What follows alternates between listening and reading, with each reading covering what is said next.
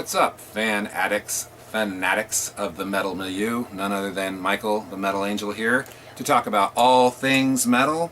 And today, what's more metal than Anvil? That's right, Anvil. And what can be said about Anvil? If you're watching my show, chances are you know Anvil. We're talking about their latest album, Anvil is Anvil, which, you know, when I talked to Rob many years ago, he was trying to come up with a new name after Hope in Hell, because it's always alliteration if you hadn't caught that. And, you know, they had Anvil, all these different, Anvil's awesome, Anvil is absolute, but then, of course, they had absolutely no alternative. But, you know, they just decided, what is Anvil? Anvil is Anvil. That's right, Anvil is Anvil.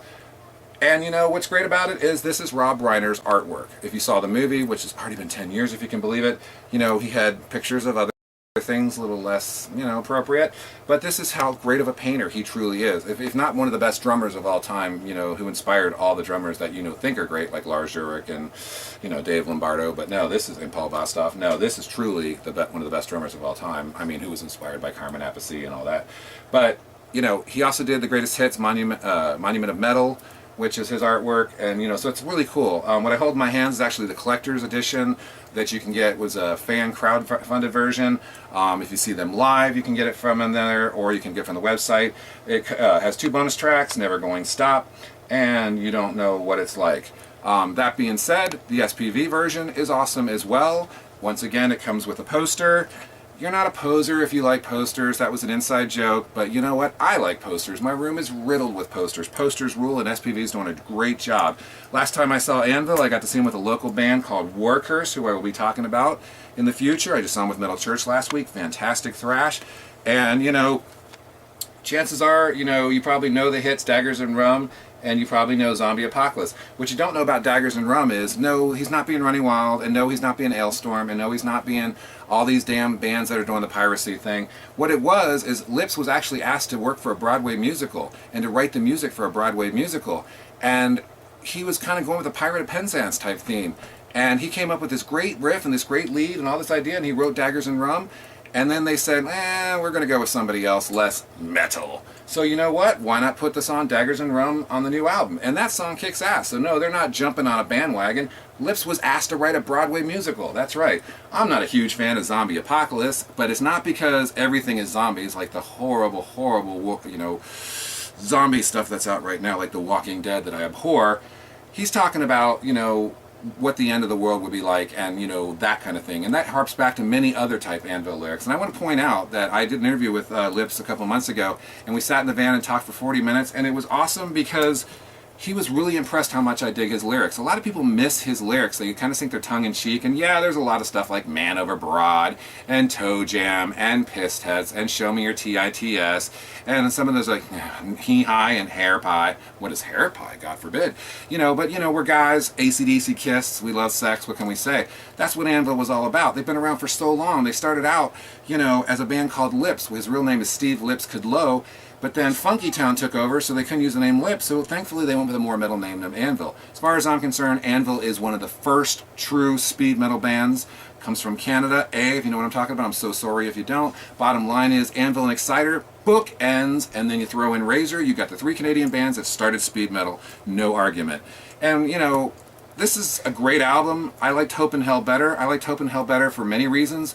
It was some of Lips' best lyrics ever, positive, uplifting, thought-provoking.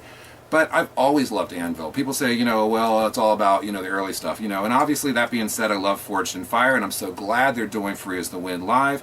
But I love the 90s stuff, too. I love just, there's not an Anvil album I don't like. There may be 1 or 2 that are less, but, you know, Anvil is Anvil. That says it all. That's so true. And, you know, I'm an Anvil fanatic. I mean, I got my little, you know, cardboard, and I got my little Anvil sticker. Oh, I'm wearing a Attacker shirt, by the way. That's Anvil, so it's not Anvil Attacker. You know, I got my pictures when I was with the band and everything, and you know, all the cool stuff like that. I'm a huge Anvil collector, huge Anvil fan, and it's been a real great thing because when I first saw Anvil back in the late 90s, it was with Jag Panzer and Iced Earth, and Iced Earth was a band that everybody was really into, and they, of course, had great music back then. And it was just such an honor because I got to meet Rob and I got to meet Steve. By the way, Rob Reiner, the drummer, one of the best drummers of all time. Dave Lombardo, Paul Bostaph, Gene Hoagland, all bow down to the one and only Rob Reiner. That's right, Rob Reiner. invented speed metal drumming. And Steve Lipskudlow, one of the best guitarists of all time. People don't realize what an amazing guitarist is. Here he is, a sexagenarian, and he still shreds with a vibrator. That's right, he uses a vibrator to shred. When you see him live and stuff like that, when he does, Mothra, he's playing guitar with a vibrator, and he's been doing that for 40 years. Anvil is just beyond description. To see them live, to experience them, they're down-to-earth guys, they're not dicks. It sucks that they keep rotating bass players, but it's always been Steve and Rob. And if you saw the movie, you know that's true. They write the music together, they write the lyrics together, they do everything, and I'm just so grateful to see that they are still going strong, no pun intended. That's another Anvil album title.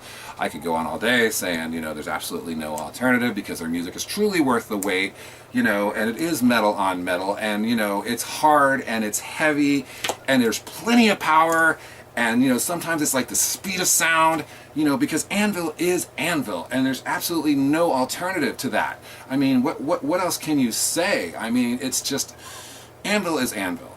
And if you haven't heard the new album, check it out. If you, have heard the new album, check it out anyway, because it's still Anvil.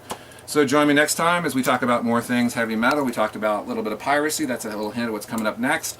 And yeah, if you don't know Attacker, Battle at Helm's Deep, yeah, that way before Lord of the Rings became popular in theaters. That's right, Attacker was champion J.R.R. Tolkien with a fantastic album on Metal Blade, Battle at Helm's Deep, with yet another shirt that barely fits. So stay metal, take you next time.